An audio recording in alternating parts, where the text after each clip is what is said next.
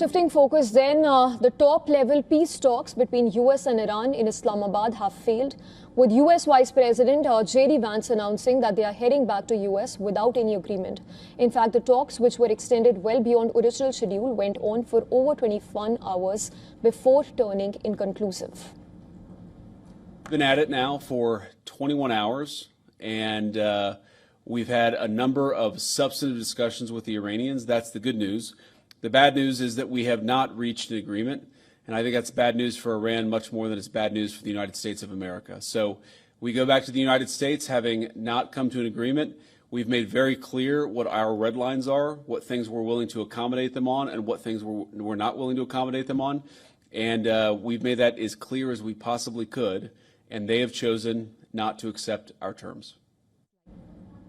Over the past 24 hours, discussions were held on topics including Strait of Hormuz, nuclear issue, war reparations, lifting sanctions, complete end of war against Iran.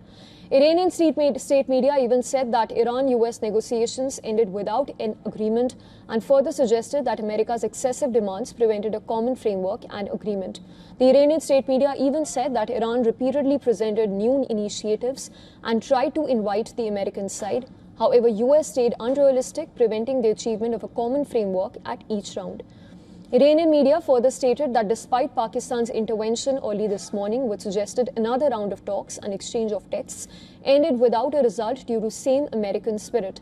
Spokesperson for the Iranian foreign minister said that talks were conducted in an atmosphere of mistrust after 40 days of a war that was imposed by US, having also added that Iranian delegation was pursuing the rights and interests of Iranian people. This round of negotiations took place after 40-something days, 40 days of imposed war, and a few days after the ceasefire, in an atmosphere filled with mistrust, suspicion, and ill will. In any case, the American side committed a military transgression against the Islamic Republic of Iran, along with the Zionist regime, for the second time during the 9 months. Therefore, it was natural that from the beginning, one should not have expected that we could reach an agreement in a single session. I don't think anyone had such an expectation, despite the fact that I said this session was the longest we've had in the past year.